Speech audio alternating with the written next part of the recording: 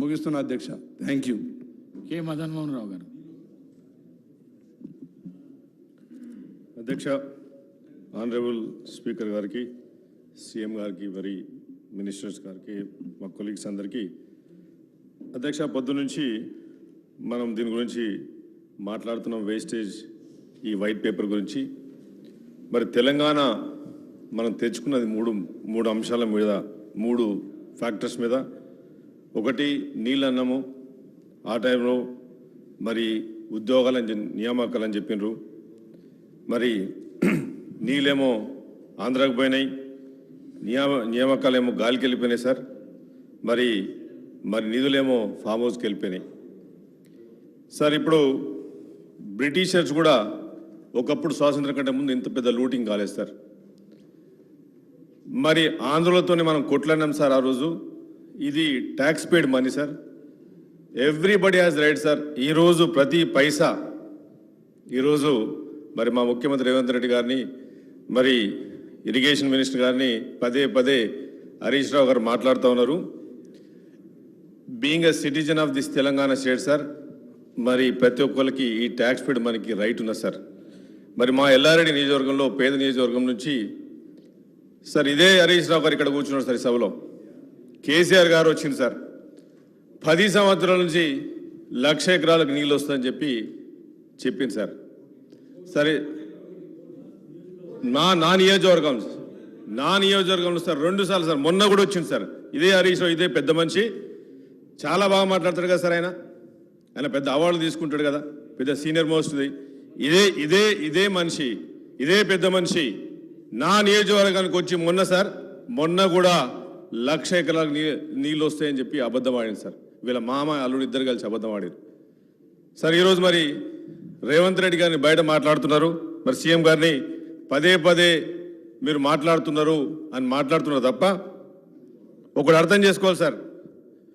మీరు previous record చూస్తే apex council ఒక మాట, కేఆర్ఎంబి ఆర్గనైజేషన్ ముందు ఒక మాట, అసెంబ్లీలో మరో మాట సార్. మరి ఇంతకుముందు సాంబశివరావు గారు మాట్లాడుతున్నారు కాగ్ రిపోర్ట్ గురించి. It's a prestigious organisations, government organisation sir. అది దాంట్లో క్లియర్గా మొన్న మీడియాలో కూడా వచ్చింది సార్, పేపర్లో కూడా వచ్చింది, దక్కన్ క్రానికల్ కూడా వచ్చింది. CAG has pointed unrealistic time line given for the DPRs. అంటే అన్రియలిస్టిక్ టైమ్స్ ఇచ్చారు. డిపిఆర్ అనేది ఒక మన ప్రాజెక్ట్ రిపోర్ట్ సార్, మరి దానికి అన్రియలిస్టిక్ టైం ఇచ్చిండ్రు. మరి పునర్విభజన చట్టంలో సెక్షన్ 84, 85, 86, 87, 88, 89 వరకు కేంద్రానికి సరెండర్ చేస్తామని చెప్పి గత ప్రభుత్వం నిర్ణయం తీసుకున్నారు సార్. మరి 4 monthsలో complete Kaleshwaram from Medigadda to Midmanair, 2 monthsలో vetting of DPR for lift system Midmanair, Tadakapalli, Pamulaparthi sir. 2 months లోపలనే వీళ్ళు డిపిఆర్ చేసింది సార్. నేను అడిగేది ఏంటి సార్ అంటే, మరి సార్ 2 minutes టైం ఏంటి sir. FRBM financial responsible budget management sir. చిన్న మనం ఒక కారు కొనుక్కోవాలన్నా, ఇల్లు కొనుక్కోవాలన్నా బ్యాంక్ ఎంత ఇస్తుంది సార్? బ్యాంక్ 70%, 80% ఇస్తుంది, 20% నువ్వు పెట్టుకోవాలా. వీళ్ళు ఏం చేశారు సార్, 2020లో యాక్ట్ తీసుకొచ్చి 200% it's a financial responsible budget management చేసింది సార్. మరి how can you say that sir? ఇది లోకల్ బాడీ నుంచి వచ్చే ట్యాక్స్ రెవెన్యూ 2045 వరకు సార్. మున్సిపాలిటీ నుంచి, లోకల్ బాడీ నుంచి ట్యాక్స్ రెవెన్యూ ఆల్రెడీ మోటగేజ్ పెట్టేసింది sir. This is on record. కావాలంటే మరి చెక్ చేసుకోమని చెప్పండి సార్. నేను అడిగేది, ఈ మేడిగడ్డది ఎట్లున్నా సార్ అంటే, ఒక ఊర్లో ప్రవర్బ్ ఉన్నా సార్, పనికిరానుడు పందిడేస్తే కుక్క తోగూపితే పందులు ఊసిపోయినట్టున్నా సార్ ఈ పరిస్థితి. ఈరోజు వీళ్ళు మాట్లాడుతున్నారు. మరి నిజాం సార్ ప్రాజెక్ట్ ఉంది సార్ నా కాన్స్టిట్యూన్సీలో, పోచారం ప్రాజెక్ట్ 1924లో, ఇప్పటికి 100 years అయింది సార్. ఇంత లీకేజ్ లేదు సార్. నేను మాట్లాడేది మరి కడియం సార్, మా కాన్స్టిట్యూన్సీలో ఒక్క వాటరే లేదు సార్ మా దగ్గర. మరి నేను అడుగుతున్నా సార్, ఒకటి నిన్న కూడా మాట్లాడినా, వీళ్ళ 4 కాన్స్టిట్యూన్సీలో డెవలప్ అవుతాయి సార్. అంటే మేము ఇక తెలంగాణలో పుట్టలేదు సార్, మేము తెలంగాణలో కాదా, మేము తెలంగాణ మనుషులం కాదా సార్? మాట్లాడిన వాళ్ళు ఇప్పుడు సీఎం గారు మాట్లాడితే వాళ్ళ మీద మాట్లాడుతున్నారు, ఇరిగేషన్ గురించి మాట్లాడుతున్నారు. అంటే ఈ కొన్ని కాన్స్టిట్యూన్సీలో డెవలప్ అయ్యేది కానీ వేరే కాన్స్టిట్యూన్సీ డెవలప్ కాదు సార్. మేమేం తప్పు చేసినాం సార్? మేము తెలంగాణలో లేము సార్, పాకిస్తాన్లో ఉన్నామా ఏం సార్? మేము వీళ్ళు మాట్లాడితే వీళ్ళు పడితే వీళ్ళు పట్టిందే రాజం సార్. నిన్న కూడా చెప్పినా సార్ నేను, జిస్కా లాడి ఉస్కా బైన్స్, అదే పరిస్థితి గత ప్రభుత్వం చేసింది సార్. కర్రున్న చేతులే బర్రె అన్నట్టున్నది సార్ వీళ్ళ పరిస్థితి. ఆడుకున్నారు సార్. ఈసారి కూడా ఈ రోజు సాక్షి చెప్తున్నా సార్, వాళ్ళకి ఈ రోజు కూడా డైజెస్ట్ చేసుకోలేకపోతున్నారు సార్. గవర్నమెంట్ వస్తుంది అనుకోలేదు, లేకపోతే ఇన్ని తప్పులు బయటకు రావు సార్. నేను మాట్లాడేది సార్ ఒకటి సార్, ముగించే ముందు ఈ కాళేశ్వరం ప్రాజెక్టుకు జాతీయ హోదా ఎందుకు రాలేదు సార్?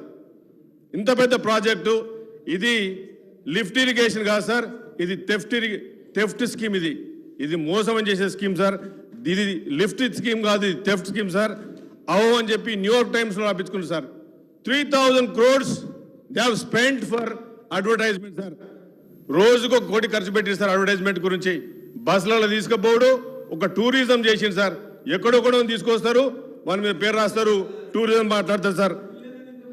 చూసుకోండి సార్, మరి చూసుకోండి, మీకు మాట్లాడితే కోపం వస్తుంది సార్. ఈరోజు ఇంతకుముందు మన సీనన్న చెప్పిండు, వీళ్ళ రాజకీయ సౌలభ్యం కొరకు, వీళ్ళ పార్టీ ప్రయోజనాల కొరకు, వీళ్ళ కుటుంబాధికారం కొరకు టీని తీసి పక్కపడేసారు సార్. తిలోదకాలకు ఇచ్చిండ్రు, నువ్వులు పోసి పిండం పెట్టినట్టు తీసి పడేసారు. టీని తీసి బీ పెట్టారు సార్. భారతీయ రాష్ట్ర సమితిని పెట్టుకున్నారు సార్. టీని పక్కకు పడేసి ఇటు కృష్ణా జిల్లాకు ఆంధ్రకు ఇస్తారు, అటు మహారాష్ట్ర పోయి అక్కడ ఆయన కేసీఆర్ ఏం చెప్తాడు తీసుకోమంటాడు. ఎందుకంటే వీళ్ళకి భారత రాజ్య సమితి ఎక్కడ సార్? తెలంగాణ ఆడుకోతున్నది, తెలంగాణ పట్టించుకున్నది ఎక్కడ సార్? టీని తీసి పక్క కొట్టేసిరు.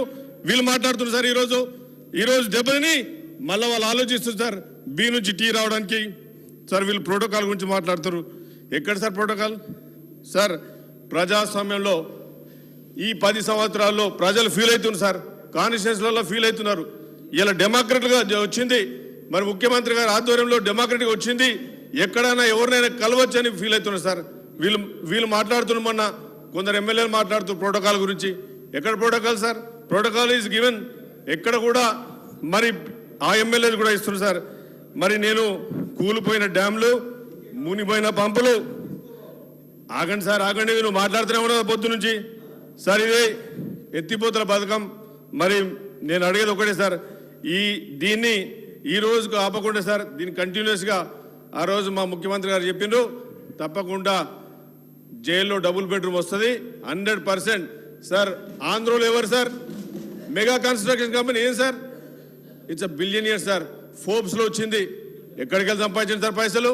వీళ్ళు చెప్తారు ఆంధ్రోల గురించి, ఆంధ్రల గురించి తెలంగాణ వచ్చింది కదా సార్. మరి ఆంధ్ర కాంట్రాక్టర్ కదా సార్ అది. మెగా కృష్ణారెడ్డి ఎవరు సార్? ఆంధ్ర కాంట్రాక్టర్ కదా.